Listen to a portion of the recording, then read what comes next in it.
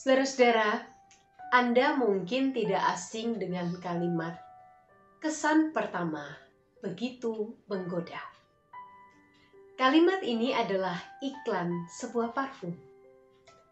Dan pesan yang hendak disampaikan adalah pentingnya kita tampil sempurna untuk mendapatkan kesan pertama yang baik. Atau dengan kata lain, kesan pertama yang Anda munculkan akan menentukan perlakuan orang lain terhadap Anda. Ya, sadar atau tidak, begitulah manusia memperlakukan sesamanya. Kita cenderung menilai seseorang terlalu cepat, entah lewat penampilan luarnya, mewah atau tidak pakaian yang dikenakannya, pekerjaannya, dan sebagainya. Mungkin Anda juga punya pengalaman pernah pergi ke satu toko atau ke mall dan Anda memperhatikan ketika orang datang dengan pakaian yang begitu rapi dan terlihat sangat necis, maka biasanya sambutan seorang pelayan begitu ramah. Tetapi sebaliknya, jika pengunjungnya hanya bersandal jepit, tampilannya lusuh, maka biasanya mereka akan memasang tampang yang kaku, buang muka, atau membiarkan kita begitu saja tanpa perlu ramah untuk melayani. Saudara-saudara, jika kita memperlakukan orang lain demikian, maka sebenarnya kita memperlakukan orang lain bukanlah berdasarkan kasih, tetapi karena ada udang di balik batu. Sebab kasih tak pernah mempersoalkan perbedaan, bukan? Kasih justru merangkul dan menerima perbedaan itu sebagai sesuatu yang indah. Kisah dalam bacaan kita hari ini adalah perjumpaan Petrus dan Kornelius.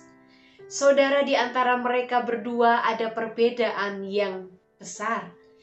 Yang satu seorang Yahudi yang punya peraturan bahwa tidak boleh sembarang bergaul, berteman, berkunjung ke tempat orang-orang yang non-Yahudi. Satunya lagi, seorang Romawi. Secara sosial politis, posisi mereka adalah sebagai musuh atau bermusuhan. Yang satu seorang awam, yang satu seorang tentara. Saudara, tapi perjumpaan mereka terjadi hari itu karena pekerjaan Roh Kudus yang membuat mereka menyadari baik Petrus ataupun Kornelius tak boleh membeda-bedakan satu dengan yang lainnya. Justru karena kasih Allah itu telah diberikan bagi semua orang. Tak peduli ia dari golongan apa, dari status yang seperti apa, rekam jejak hidupnya seperti apa.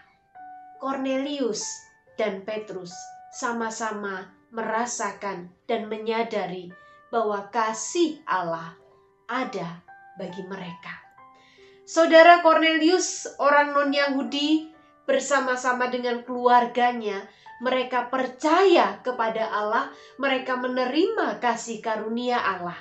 Dan di sini Petrus semakin melihat bahwa betul anugerah keselamatan itu bukan hanya untuk orang-orang non-Yahudi, tetapi juga diberikan Allah bagi orang-orang non-Yahudi.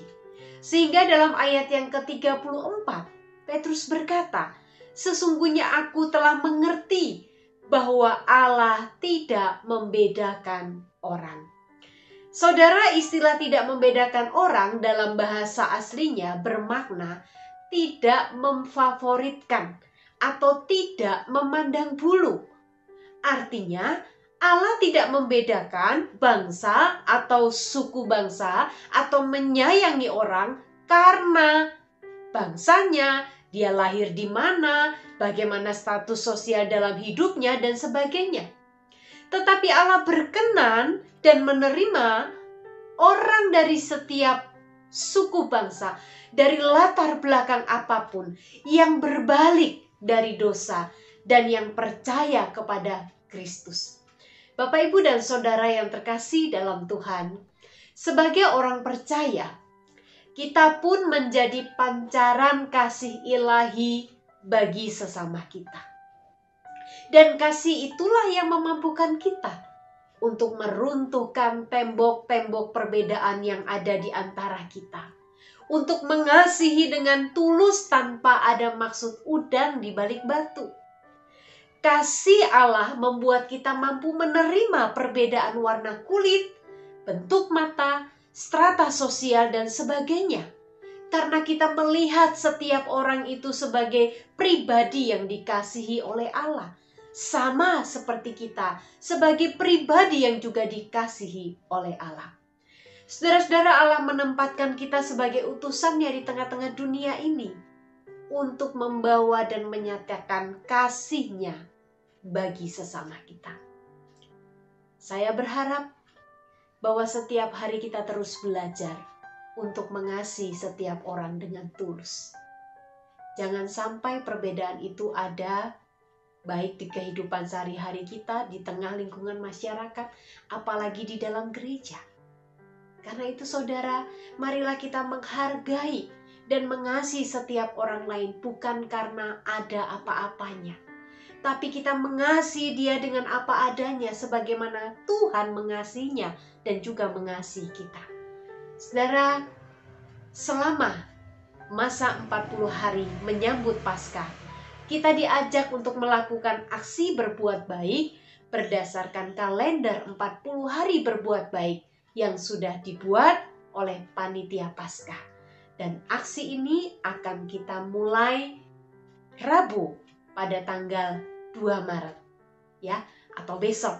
Saudara, inilah kesempatan bagi kita untuk semakin berlatih, semakin menilik apakah sungguh kita mengasihi orang lain, mengasihi sesama dengan hati yang tulus. Mari kita berdoa. Tuhan, ampunilah kami.